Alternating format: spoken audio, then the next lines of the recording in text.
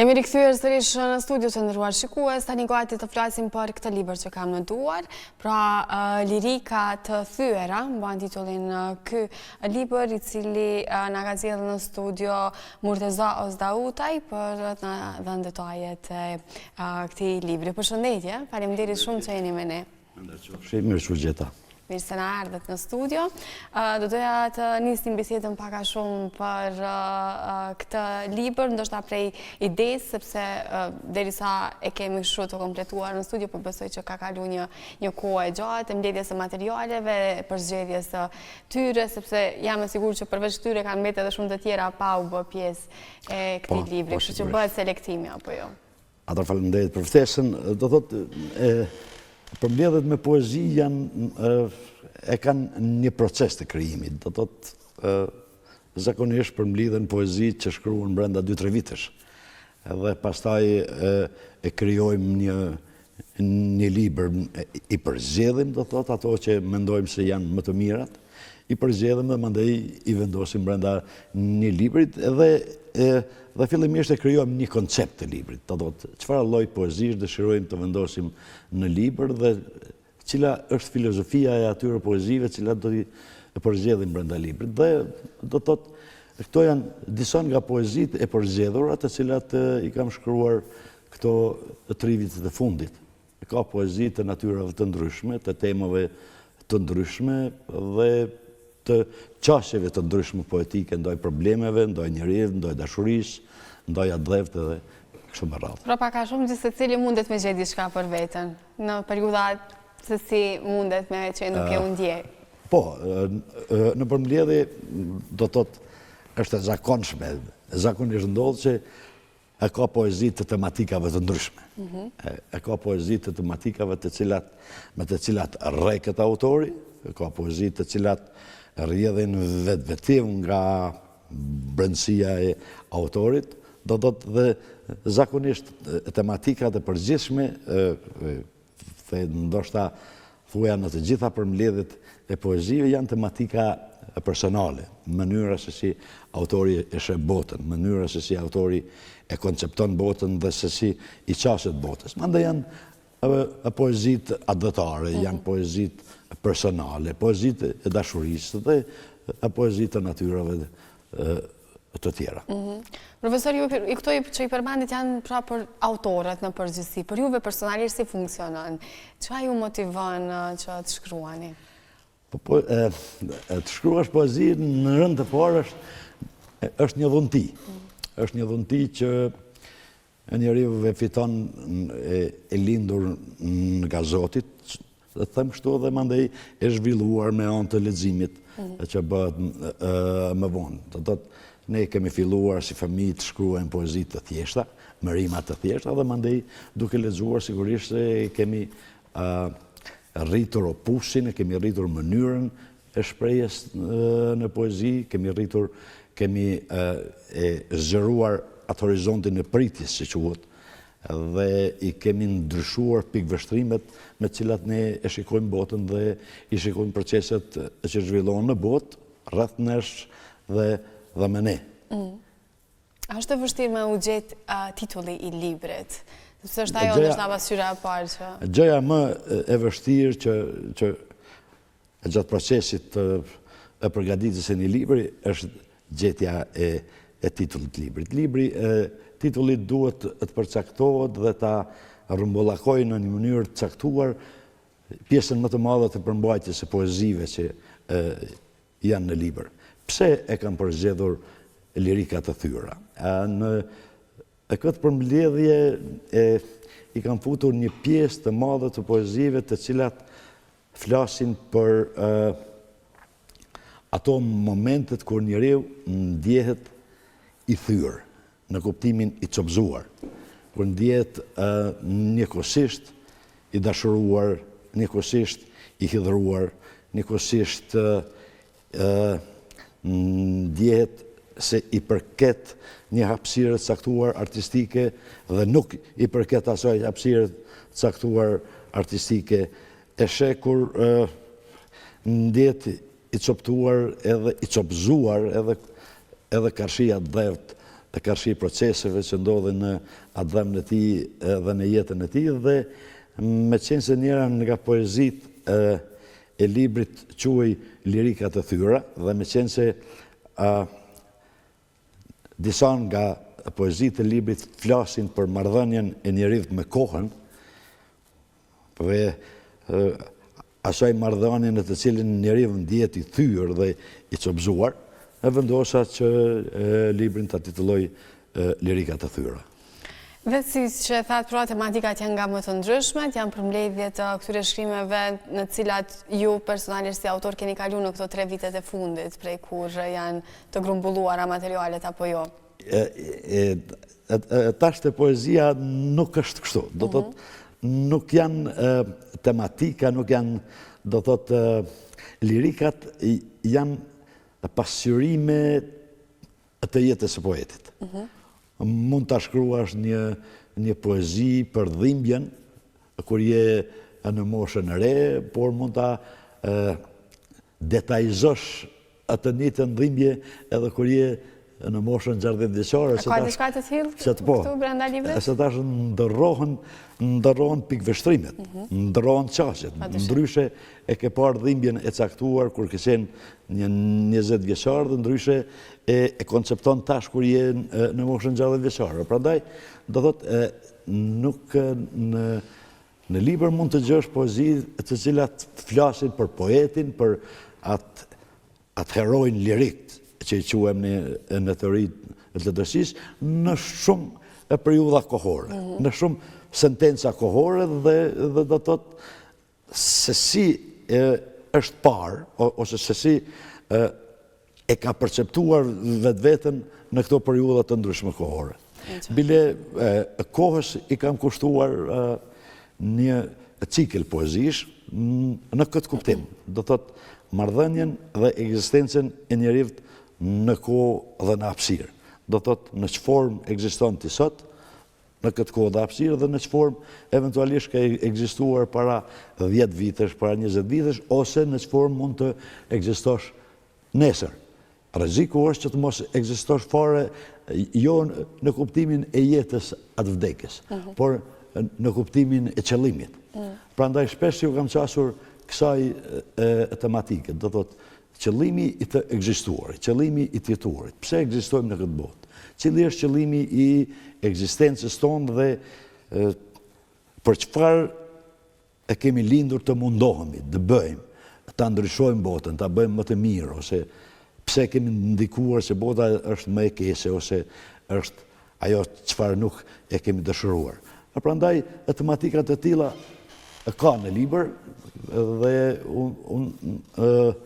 do thotë, nuk ka kufi kohor, nuk ka kufi kohor, ata zomënesin një përmbledhje e kam botuar tash, dhe është një përmbledhje që e kam botuar para 10 vitesh. Mund të ndodhë që një dhimbje, një ngjarje, një moment i caktuar lirik, e tjetë përshkruar ndryshe në atë përmbledhjen, por i njëjti moment tjetë konceptuar më ndryshe, sepse ke reflektuar më ndryshe lidhur me problemin. E vërtet. Nërkat që duke qenë se poezitë ndoshta ndonjëherë se edhe në rast kur e shfletojmë mund të vrejmë, ka me pak strofa dhe ka shumë më të gjata. Është e vështirë që brenda një koncepti ndoshta të shkurtër të arrish të shprehësh gjithçka që ti po mendon për një poezi të caktuar. Ismail Kadare e ka një poezi motivet, ndoshta e ke lexuar, dhe është krijimi i poezisë e krijon atë momentin magjik të krijimit. Nevojitet një moment emocional, një moment kohor i caktuar, dhe pastaj ti e shkruan një poezi të caktuar. Do thotë, janë fjalë, janë mendime, janë figura, janë metafora, janë simbole, të cilat shpesh rrjedhin në mënyrë të pa kontrolluar. Dhe ky moment nuk është shumë i gjatë, kur njeriu vjen momenti për ta shkruar një poezi, ky moment nuk zgjat shumë, por zgjat në mënyrë të vazhdueshme, dhe mandej për çudi zhduket. Nuk e ke më. Është aty për atë. Për shembull ka ndodhur kur në një moment caktuar nuk ke pas laps ose tash telefon, të ka ardhur një motiv për ta shkruar një poezi të caktuar, duke pas me çka ta shkruash, e si ta shkruash dhe ka humbur përgjithmonë. Ka poezi të tilla që kanë humbur përgjithmonë dhe janë munduar, ndoshta edhe poetë të tjerë, janë munduar që të riprodhojnë atë moment, mirë po, kjo është e pamundur. E kjo ndodh edhe në muzikë. E vërtet, është momenti ai që ndoshta inspirimi se si të vjen edhe mënyra se si ti mundesh me ju çaz pikërisht atij momenti. Jeni vazhdoni, keni dëshirë të shkruani me laps dhe letër apo jeni tashmë i modernizuar edhe me teknologjinë? Tash jam i modernizuar, do të zakonisht shkruaj ose nga telefoni ose nga kompjuteri, mirë po të shkruarit me dorë e kam ruajtur si një lloj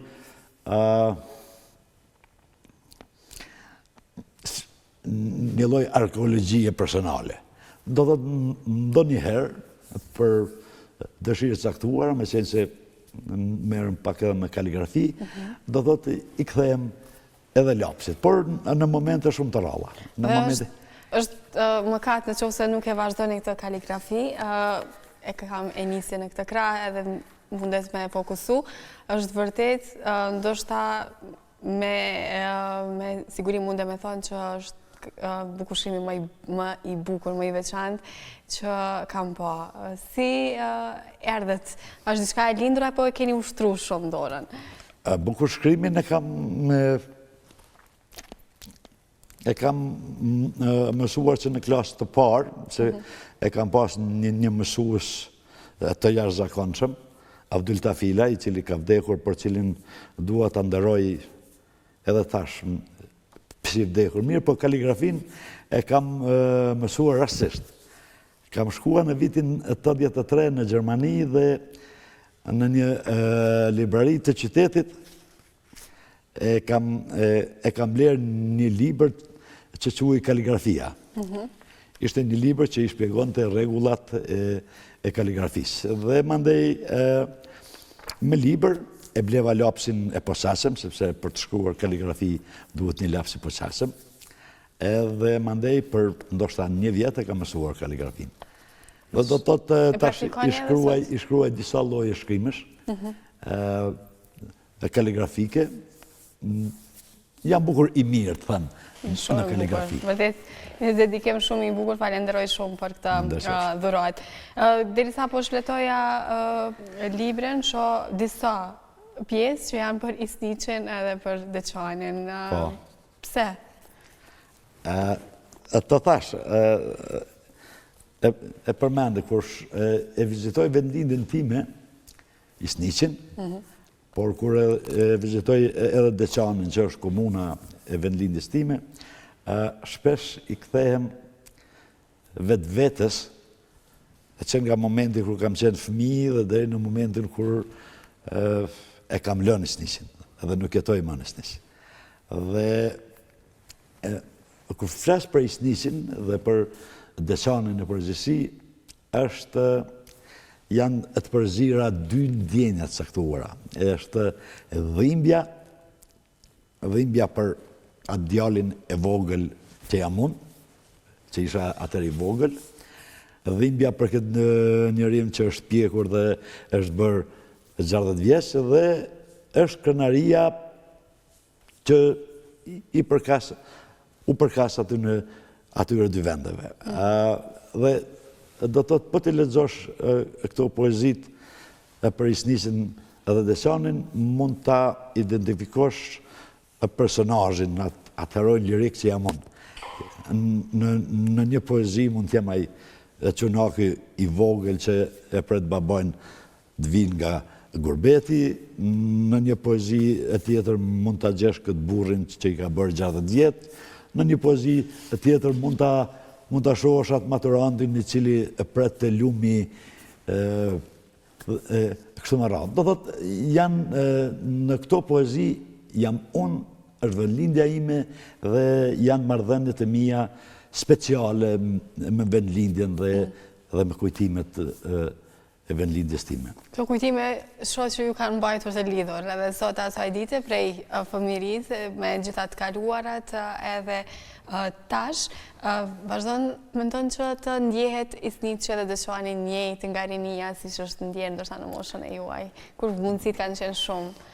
Po që fatkeqësisht tashti fshatrat janë zbrazur dhe janë në një proces të zbrazjes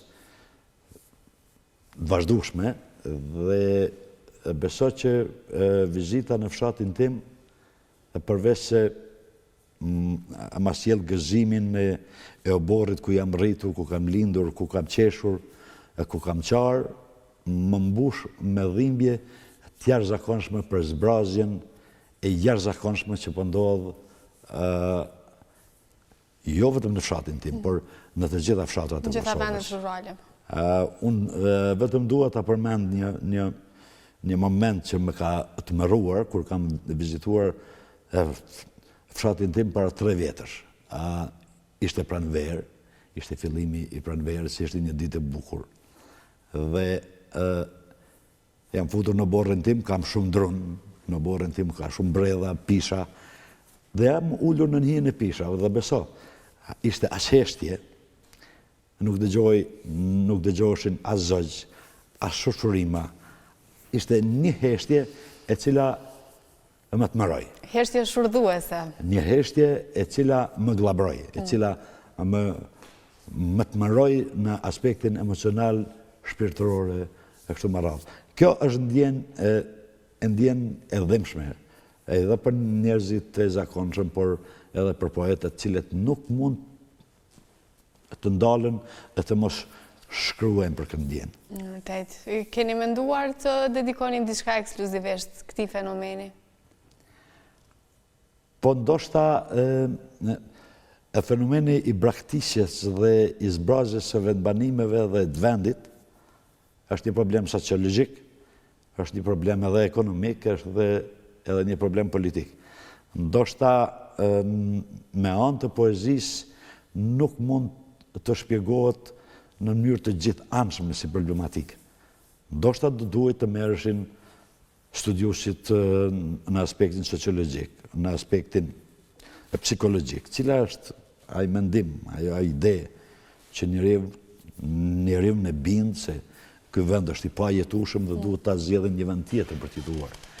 Do të thotë është një fushë shumë e thellë dhe atë cilës duhet të qasemi në mënyrë shumë dimensionale.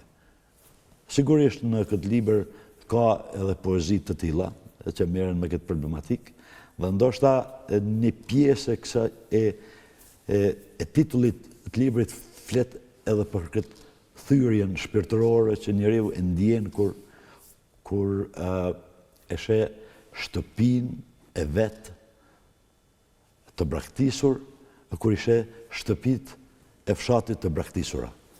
Është një ndjenjë vërtet e dhimbshme e cila të kaplon dhe nga e cila nuk mund të lirohesh shumë lehtë. Marrë me mend. Ndërkaq që kanë si padyshim me i bisedu edhe këto temat e tjera krahas librit, por nëse i kthehemi edhe një herë edhe bashkëpunëtorëve që keni pasur në këtë libër, personave të cilët kanë vlerësuar ose kanë dhënë kritikën e tyre brenda këtij libri, do të i përmendim në këto momente. Po ndet, është rasti mirë të përmendit, do të thotë redaktimin e librit e ka bërë shkrimtari i njohur Nazmi Ramani, i cili është edhe pronari i shtëpisë botuese Fajk Konica. Recensimin e librit e kanë bërë 2 mikeshat mia, profesoresha të Universitetit të Tiranës, Ernestina Gjergji Halili dhe Albana Ndoja, të cilët janë profesoresha në Fakultetin e Filologjisë e Historisë në Universitetin e Tiranës. Lekturën e librit e ka bërë një mikeshe ime nga Shkodra, Emerit Tacurri. Do të thotë, këta janë personat që në një formë janë fajtor për formën aktuale që ka libri. Libri është në shitje, mundet me u gjetë tek libraria, apo jo? Libri po që ka dalur, 2 javë është që ka dalur, kam arritur ta shpërndaj në 2 libraritë e Prishtinës, tek Dugazini dhe tek libraria të Instituti Albanologjik Artini. Do thot, aktualisht, në këto momente mund në gjendet vetëm në këto 2 librari, do të kujdesem që këto ditë që vinë, ata shpëndajnë edhe në përqendrat e tjera në librari komunale, nëse ekzistojnë. Por problemi është se libri me poezi kërkohet dhe shitet shumë pak. Është treg i vështirë.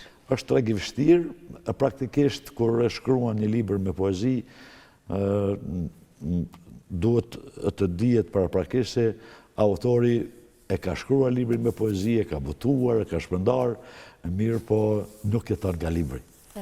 Kjo është goxha problematike, po megjithatë është ky pasioni apo jo për të shkruar që e mund këtë aspektin financiar. Normalisht. Fatmirësisht ta ceki se ne që merremi me poezinë, apo edhe që merremi me shkrimin e librave të tjera, zakonisht gjejmë donator dhe donatorët na bëjnë të mundur botimin e librave, se në përgjithësi do thotë është fenomen që libri shitet shumë pak.